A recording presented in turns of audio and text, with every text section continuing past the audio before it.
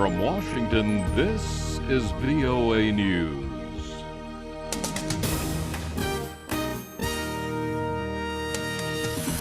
Coming up, an attack on Libya's parliament. Rwandan police denying missing persons report. Hello everyone, I'm Steve Norman. Militiamen loyal to a retired Libyan general say they have suspended parliament after launching an attack against the legislative body. Edward Yeranian is following the story. Two militia units loyal to a retired general stormed Libya's parliament building, ransacking lawmakers' offices and firing automatic weapons into the air. Libyan State TV reported the armed units kidnapped Speaker Nouri Bousahmein and 7 other lawmakers. Al-Jazeera TV and the local Libyan al Mada network reported that Bousahmein denied he had been kidnapped.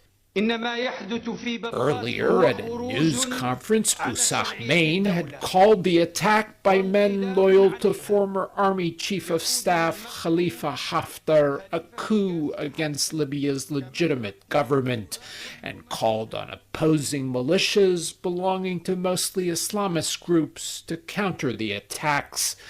Edward Yeranian for VOA News, Cairo. Attacks in and around Baghdad have killed at least 14. Iraqi police saying the deadliest attack came when 2 markets were bombed on Sunday, killing and wounding shoppers.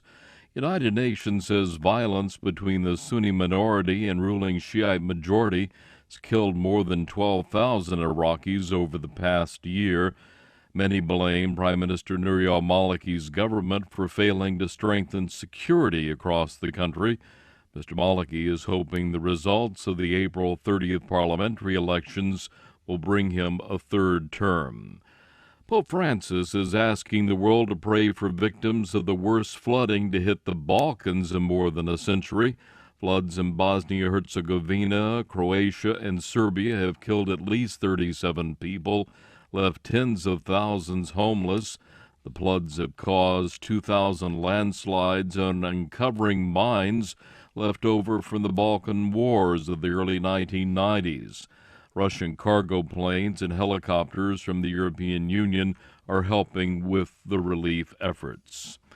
Billionaire businessman Petro Poroshenko has emerged as the leading candidate to win the first round of voting in Ukraine's presidential voting next Sunday. Pre-election polling shows that the 48-year-old Poroshenko outpaces 18 other candidates, including former Prime Minister Yulia Tymoshenko.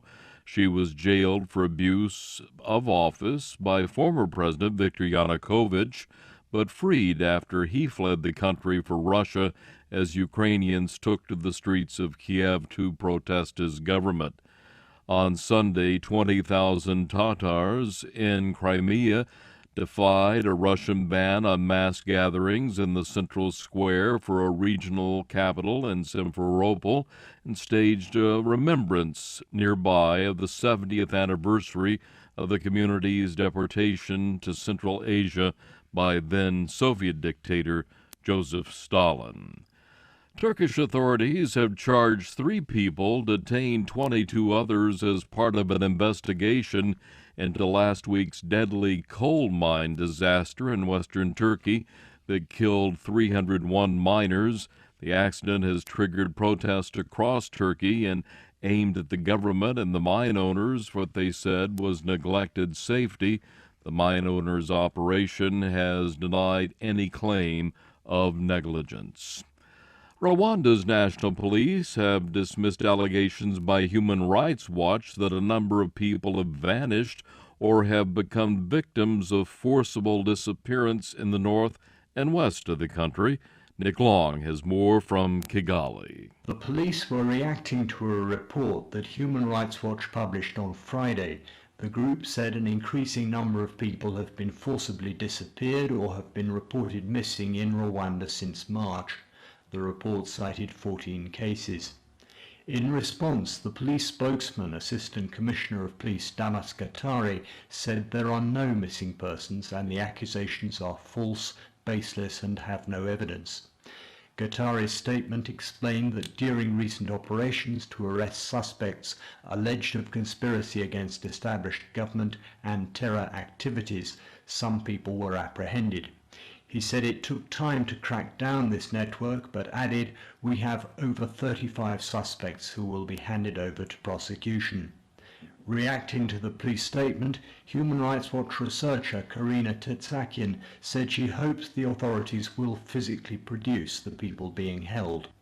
Nick Long for VOA News, Kigali. And Brazilian organizers held the final two stadium tests for the World Cup on Sunday. Now all 12 World Cup stadiums have held test events ahead of football showcase tournament next month. Get more news by going to voanews.com.